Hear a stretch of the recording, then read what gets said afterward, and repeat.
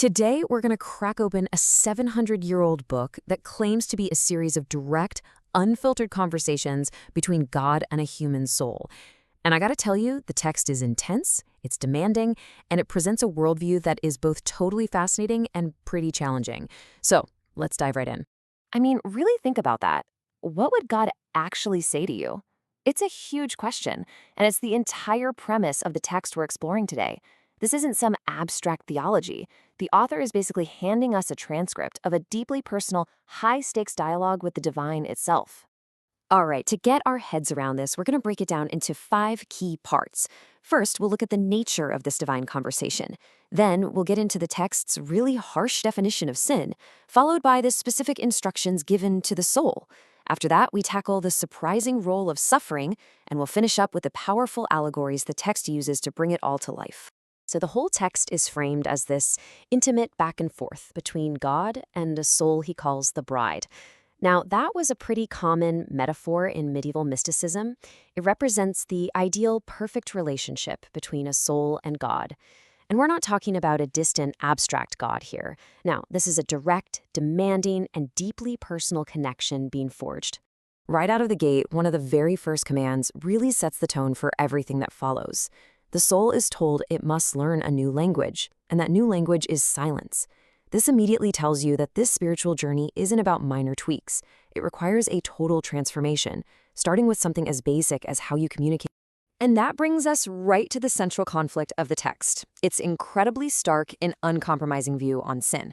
In this world, sin isn't just a simple mistake or a slip-up. Oh no, it's a profound betrayal of that divine relationship, and it comes with eternal consequences.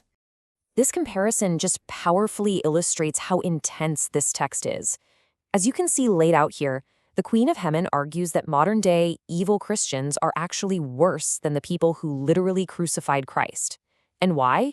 Well, the key difference is that they know better. They've seen God's works, they've heard his commands, and yet they sin willingly, which makes their spiritual betrayal so much deeper. So the text then basically sorts all of humanity into 3 buckets. First, you've got the repentant sinners. They fall, but they get back up. Second are the worldly folks, who want salvation but just can't let go of earthly pleasures.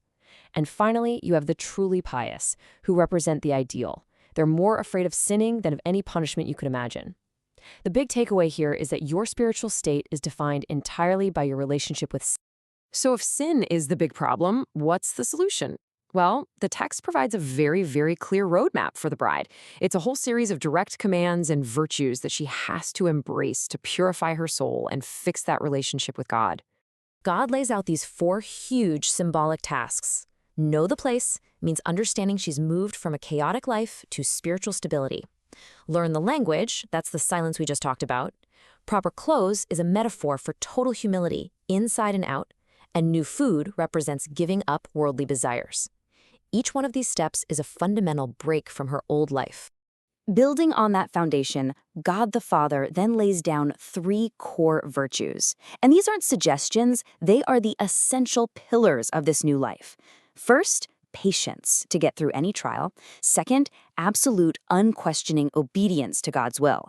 And third, a constant, active willingness to do good. You can see how these 3 things together would form the bedrock of her transformation. Okay, now we get to what is maybe the most intense and, for us, probably the most challenging idea in the whole text. The idea that suffering isn't just a punishment to be avoided. In fact, it's presented as the ultimate expression of love and the main tool for redemption. This quote from Mary is, wow, it's incredibly powerful.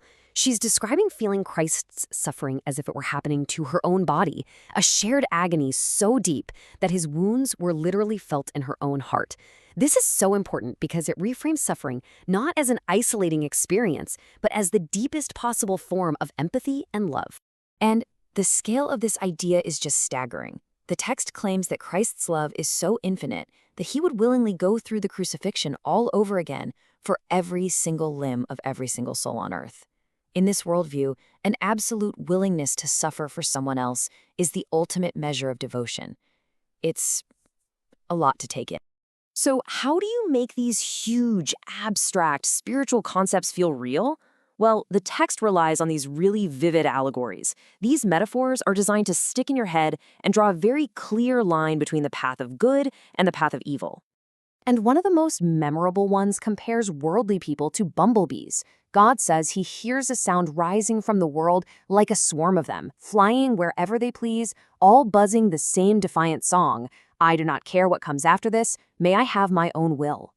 So let's decode this, right? The bees flying wherever they want, that's us, following our own selfish will. The sweetness they're gathering is just worldly pleasure. But, and this is the crucial part, the text warns that this temporary joy gets transformed into eternal torment. The only little glimmer of hope is that God's voice can still cut through all that buzzing, offering a way out to anyone who actually chooses to listen. But it's not all doom and gloom. To contrast the self-destructive bumblebee, the text offers this beautiful allegory of a growing tree. The argument is that even a tiny little seed of piety, one small good deed, can grow into a massive tree of good works, but only if you nurture it with charity and devotion.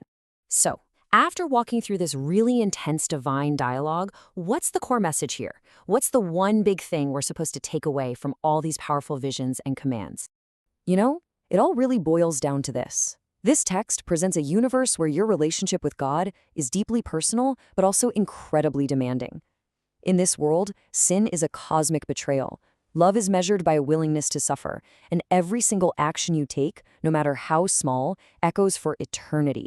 And that kind of leaves us with one last big question.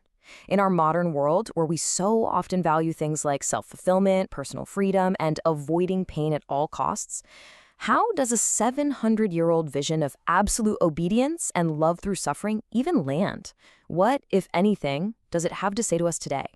It's definitely something to think about.